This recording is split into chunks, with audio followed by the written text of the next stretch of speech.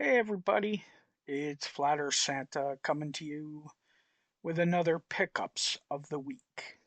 This one is for February 18th, 2025. This is the stuff that I grabbed um, from that previous week. First one up, we've got Catwoman 75. It's an Adam Hughes cover. Really cool.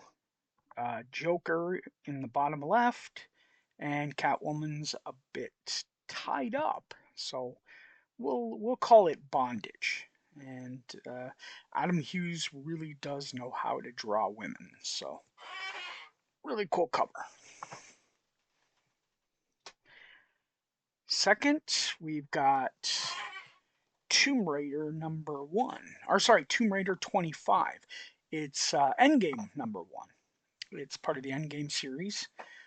This is the last cover that Michael Turner did for Tomb Raider, I think. Uh, might want to check me and let me know in the comments, but I'm pretty sure that's what it is.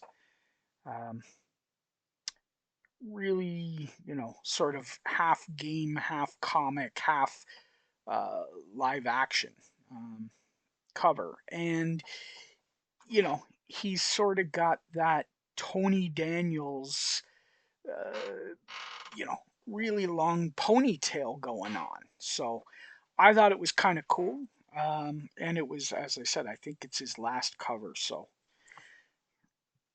really nice. And Laura looks a little evil in the picture. So next, we've got Witchblade #10. And this is the Dynamic Forces edition. Um, I had cover A and cover B, but this filled it out for me. This is the first appearance of the darkness. So you start to find out a little bit about the information that you'll find later on in the storyline about how the darkness and the Witchblade coincide. It's a really cool story and gets interesting later on in the Witchblade run.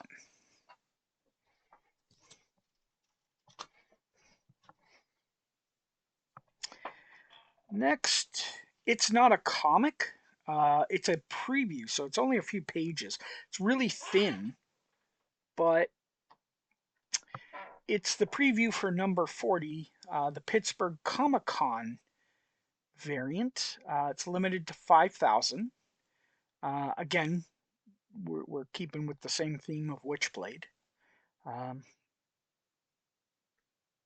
I try to get as many of the variants as possible that aren't too expensive or too just don't look good to me. If it looks cool and it's a variant, um, for Witchblade, I will get it. I don't usually like variants, but Witchblade for some odd reason, a lot of the variants are kind of cool. So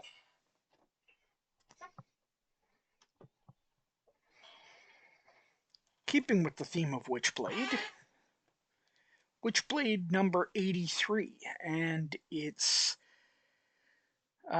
signed by Ron Mars. And this signature, I've asked around and I can't figure out who it is. I want to find out because I want to send it into CGC and have it JSA authenticated and slabbed, but I don't know who it is. Um, so if you know, tell me in the comments. Please, say, hey, I know who that is. That's so and so. That'd be awesome because it would really make things a lot easier. And the COA that came with it has no idea, like it doesn't even say. But again, going with the Witchblade variants, we've got Witchblade 103, the sketch variant. Really cool cover. I always did like the sketch covers for Witchblade, um, especially the EBAS ones.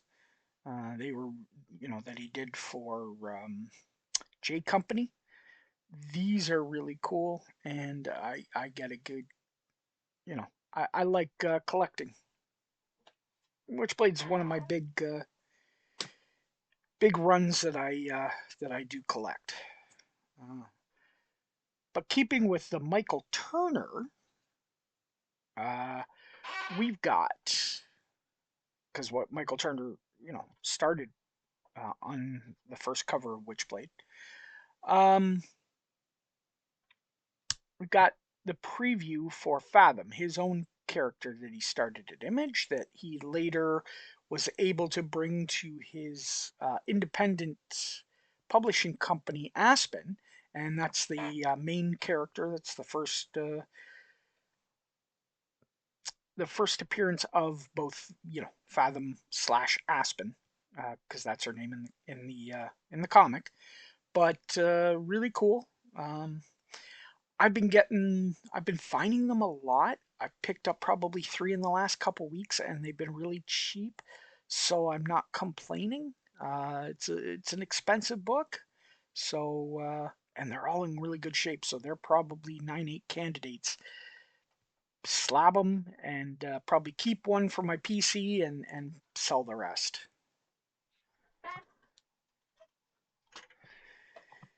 Next up, we've got really cool. It's sort of a spot foil. Um, Fathom number 1, still at Top Cow, so it's still volume 1. It's the Tower Records edition. It's a Charlie's Angels homage, so if you're a child of the 70s and the 80s, you remember Charlie's Angels. Um, so it's really cool. I thought it was awesome. It's got Tomb Raider, uh, Fathom, and Witchblade, 3 of my favorite characters in the Top Cow universe.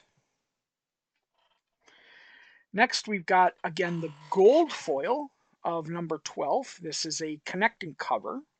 As you can see, there's the gold, right? Spot gold foil. Um, it's a connecting cover. There's 3 covers total that make it up, and again, it's a dynamic forces.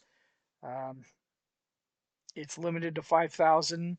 Uh, again, variant in that stuff, and again, it comes with at least it's got the dynamic forces sticker. It's got the COA. Really cool. It's sort of everyone goes crazy nowadays for variants. I don't. I kind of did then, so that's why it's bring back it brings back a lot of memories for me. Probably about 20 years ago when I was reading comics a little bit more, and I'm picking up some of the stuff I had then. So next up, we've got the Fathom number 12 wraparound cover holofoil. This thing is, I don't know, the camera's definitely not doing it justice, but it is holofoil. It is cool. It's a wraparound again. It's Fathom, Witchblade, and Tomb Raider. Um, really cool cover that I just had to get it.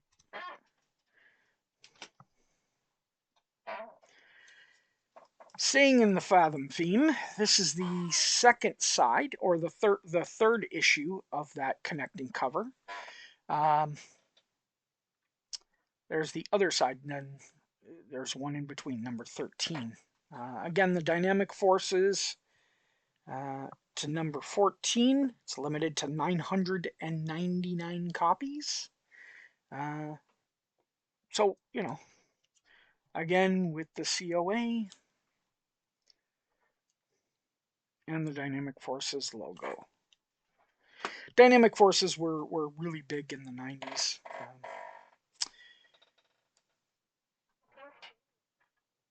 Again, sticking with the same theme, Fathom Pittsburgh Comic Con Edition. Uh, it's, I mean, what more can I say? It's limited to 2,500 copies. Uh, it pulls me in. It's, cool cover. Um, I, there's not much more to say about it. It's really cool. So, still Michael Turner though, but a little bit of a title change.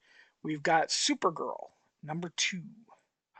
This is volume 2, if I'm not mistaken. Um, and it's a newsstand, so harder to get, especially in the 90s. Um, he did a really cool Supergirl storyline that weaved through this in both Superman, Batman, and the Supergirl titles. So really interesting, and that's what I've got coming up next. Is two different copies, two different covers of Supergirl #5. So there's the one, and there's the second one, just slightly different. Um, again, Michael Turner goodness. He does, you know, girls, him, Dave Stevens, Adam Hughes, um, Art Adams, uh, Zerdy these days. They just do girls just really well. Just um, some people like J. Scott Campbell. Not my, you know. I mean, he's right there, but uh, for my money, Michael Turner, absolutely. So sticking in the Superman sort of family, we've got Superman 75, The Death of Superman. And you're like, okay, well, yeah, there was tons of those. Uh, not this. This is fourth printing and newsstand. The only one more rare is the third print newsstand, which again, I do have, but this is the fourth print newsstand. And it is absolutely minty. This is going off to CGC. I'm hoping to get this back with both this and the third printing newsstand to match my first printing newsstand at 9.8 and round out my PC. Next, as you know, I'm a big Godzilla fan. See him on there on the right. Um, absolutely love Godzilla, but this is nostalgic to the extreme. This is Godzilla versus the Mighty Morphin Power Rangers. So again, if you're, you know, I guess if you're a kid of the '90s, you watched Power Rangers, and uh, this was kind of a cool little story. Um, I only got the #1. It's a little hard to find. It's a little expensive, but you know what? It's Godzilla. So,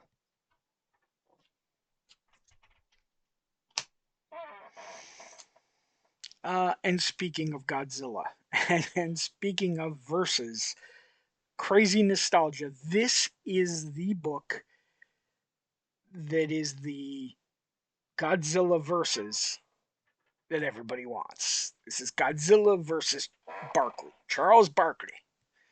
Uh, he's completely terrible, terrible. No, it's a hilarious, fun read that is just pure cheese, but it's absolutely awesome. Sometimes hard to find. When you get them, they're sometimes a little ratted up. I've got a couple copies now that are really nice.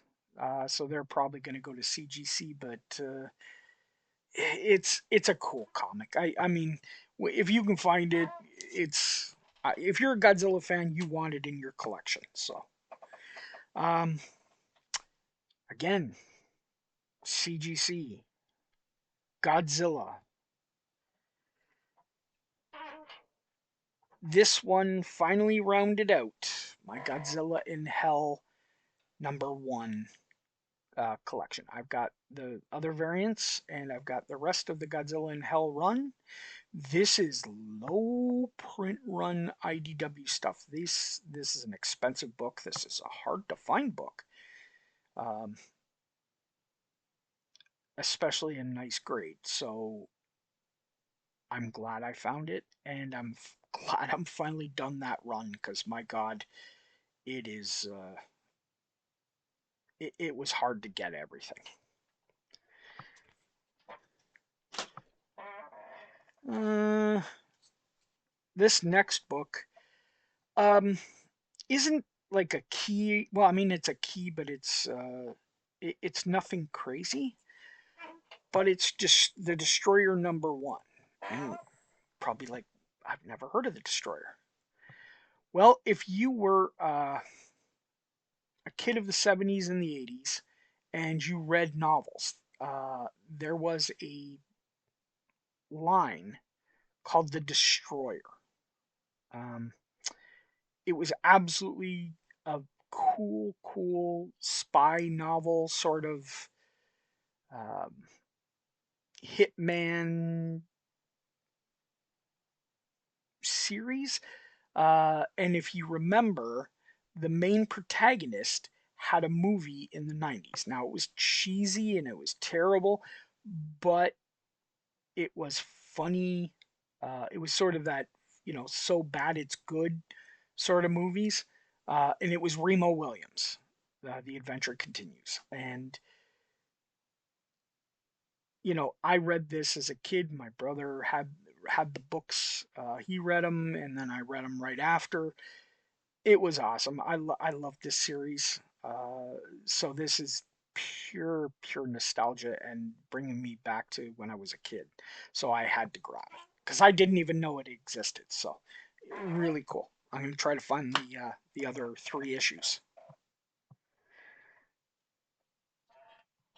And next up we have Newsstand, but not only Newsstand. It's the Canadian price variant of Conan 166. Nothing really special. Cool. Again, cool cover. But it's Canadian price variant. I'm Canadian and I love collecting CPVs. Um, they're hard. They had CPVs were a very small percentage um, of the American distribution. They had what at that time we were probably 8% of the distribution at the time. So even these things are can be possibly less and harder to find than Mark Jewelers. So, uh, and there is one um, issue out there that's an absolute unicorn, and I'm still trying to get it. Uh, Dan, I'm coming for it. And it's the unicorn. It's the Canadian price variant Mark Jewelers because that thing just shouldn't exist. There's no such thing as far as we knew, but there is one.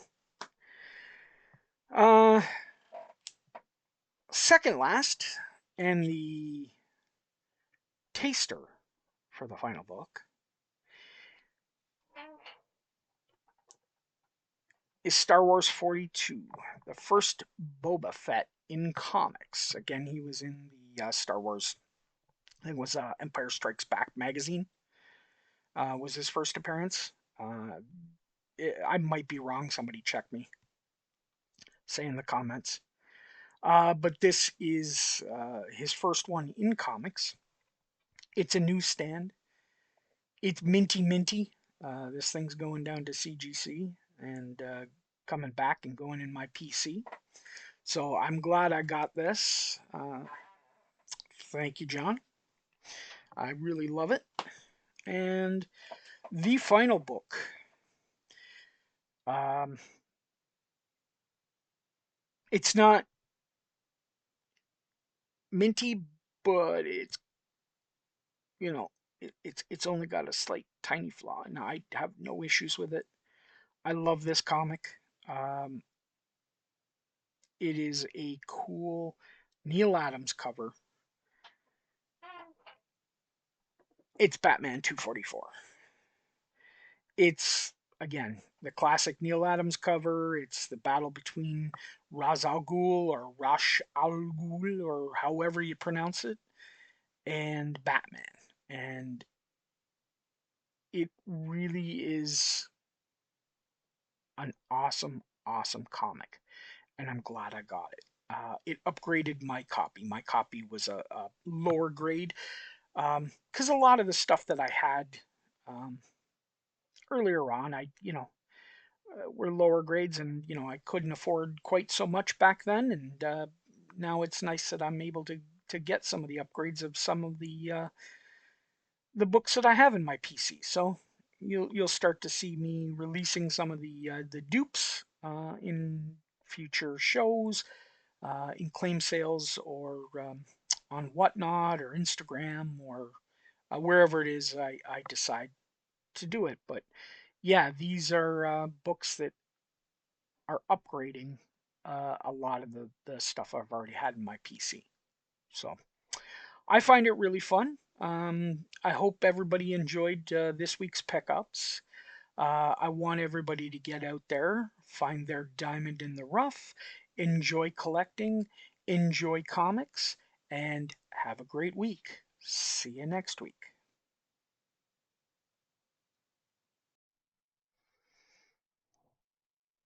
Hey, what are you doing, man? Why are you still sticking around? I mean, if you're gonna be here, hit the like and subscribe. You know you want to do it. Santa tells you to do it. If you don't do it, you'll not get jello in your stocking next year. The earth is flat, man. Deal with it.